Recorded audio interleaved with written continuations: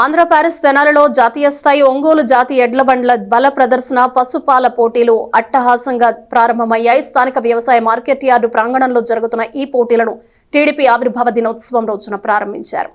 ఒంగోలు జాతి పశువులు మన జాతి సంపద అనే విషయాన్ని మరువరాదని, ఇలాంటి సంస్కృతిని కాపాడే కృషిలో ఎమ్మెల్సీ ఆలపాటి రాజేంద్ర ప్రసాద్ రైతుల కోసం ఎడ్ల బల ప్రదర్శన పోటీలు నిర్వహణ అభినందనీయమని స్థానిక ఎమ్మెల్యే రాష్ట్ర పౌర సరఫరాల శాఖ మంత్రి నాదెండ్ల మనోహర్ అన్నారు. స్థానిక వ్యవసాయ మార్కెట్ యార్డు ప్రాంగణంలో ఆలపాటి శివరామకృష్ణ మెమోరియల్ జాతీయ స్థాయి ఒంగోలు జాతి ఎడ్ల బల ప్రదర్శన పశుపాల పోటీలను మంత్రి మనోహర్ ప్రారంభించారు. ఈ సందర్భంగా మాట్లాడుతూ రైతులు సంతోషంగా ఉండాలని కూటమి ప్రభుత్వం అహర్నిశలు కృషి చేస్తున్నట్లు తెలిపారు. ఏ కార్యక్రమం చేసినా రైతుని రాజుగా చూడాలన్నదే కూటమి ప్రభుత్వ ధ్యేయమన్నారు. టీడీపీ రాష్ట్ర అధ్యక్షుడు పల్లా శ్రీనివాసరావు మాట్లాడుతూ కూటమి ప్రభుత్వం రైతులకు అన్ని రకాలుగా అండగా ఉంటుందని చెప్పారు. ఎడ్ల బల ప్రదర్శనను చట్టబద్ధం చేయాలని ముఖ్యమంత్రి చంద్రబాబు దృష్టికి తీసుకువెళ్తానని చెప్పారు. ఎమ్మెల్సీ ఆలపాటి రాజేంద్ర ప్రసాద్ మాట్లాడుతూ ఒంగోలు జాతిని కాపాడుతున్న రైతాంగానికి ధన్యవాదాలు తెలిపారు. ఒంగోలు జాతిని కాపాడుకునేందుకు ఇలాంటి ప్రదర్శనలు నిర్వహిస్తున్నట్లు చెప్పారు. ఎమ్మెల్సీ నక్కా ఆనంద్ బాబు తన ప్రసంగంలో ఆలపాటి రాజేంద్ర ప్రసాద్ సారథ్యంలో ఎడ్ల పోటీల నిర్వహణ సంతోషంగా ఉందన్నారు. ఒంగోలు జాతిని కాపాడుకోవాల్సిన బాధ్యత మనందరిపై ఉందన్నారు. సభకు ముందు కూటమి పార్టీల నేతలు ఎన్టీఆర్, ఆలపాటి శివరామకృష్ణ విగ్రహాలకు పూలమాలలు వేసి నివాళులర్పించారు. టీడీపీ పార్టీ వ్యవస్థాపక దినోత్సవం సందర్భంగా ప్రాంగణంలో ఏర్పాటు చేసిన తెలుగుదేశం పార్టీ జెండాని టీడీపీ రాష్ట్ర అధ్యక్షుడు పల్లా శ్రీనివాసరావు ఆవిష్కరించారు. ప్రారంభ కార్యక్రమంలో టీడీపీ జిల్లా అధ్యక్షుడు పెళ్లి మాణిక్యాలరావు, మహిళా కమిషన్ మాజీ చైర్పర్సన్ నన్నపనేని రాజకుమారి, మాజీ ఎమ్మెల్సీ అశోక్ బాబు, కూటమి పార్టీల నాయకులు, కార్యకర్తలు, రైతులు పాల్గొన్నారు.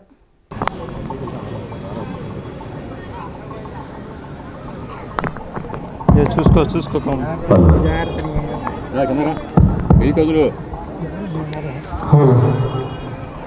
బహుకరించవలసిందిగా రాష్ట్ర సురేంద్ర గారిని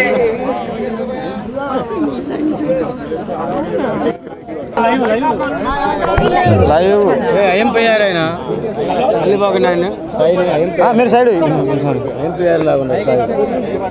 ఐఎంపీ సాయి గారు ఎడంగా ఉండాలండి. అది తొంతి కొత్త తోళ్ళం ఈ రోజు వరకు కూడా చాలా జాగ్రత్తగా ఉండాలి. కొత్తగా పోటీలకు వచ్చిన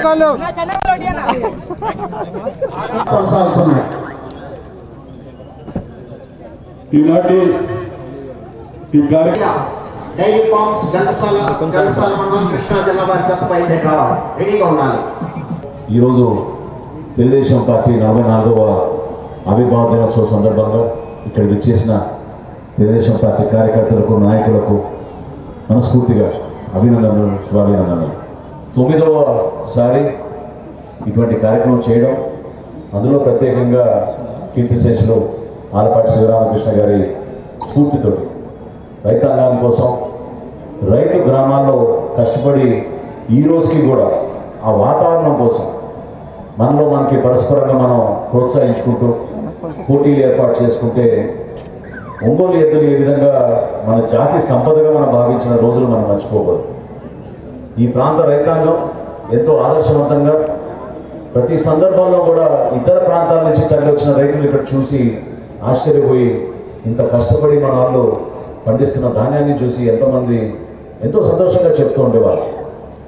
ఆ సంస్కృతిని మనం కాపాడడానికి కోసం పడుతున్న కష్టాలకి మన కూటమి ప్రభుత్వం, గౌరవ ముఖ్యమంత్రి గారు చంద్రబాబు నాయుడు గారు, అదేవిధంగా రాష్ట్ర ఉప ముఖ్యమంత్రి గౌరవనీయులు పవన్ కళ్యాణ్ గారు మొదటి రోజు నుంచి కూడా రైతాంగానికి మనం పెద్దపీట వేయాలి.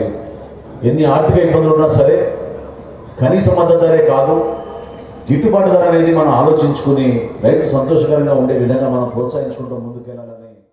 ప్రతి సంవత్సరం కూడా మనం ఇక్కడ ఈ ప్రాంతంలో అనేక ప్రాంతాల్లో జరుపుకున్నా కూడా ఈ ప్రాంతంలో మరి ముఖ్యంగా ఇది ఒక గౌరవప్రదంగా మనం ఇది ఒక రాజసంగా ఈ యొక్క కార్యక్రమాన్ని జరుపుకున్నందుకు, ఈ జరుపుకునే దానికి ఎవరైతే సహకరిస్తున్నారో వచ్చిన అతిథులకి వారందరికీ కూడా నా హృదయపూర్వకమైనటువంటి ధన్యవాదాలు జరుపుకుంటూ ఈ కార్యక్రమాన్ని దిగ్విజయం చేస్తున్నటువంటి ప్రతి ఒక్కరికి కూడా నా హృదయపూర్వకమైనటువంటి, ఎందుకంటే మా నాన్నగారి పేరు పెట్టుకోవటం, ఆయనకి వ్యవసాయం పట్ల కానీ రైతు పట్ల కానీ మరి చదువుకున్నా కూడా ఎప్పుడు కూడా రైతు వ్యవసాయాన్ని నమ్ముకోవాలని చెప్పి నమ్మినటువంటి వ్యక్తి.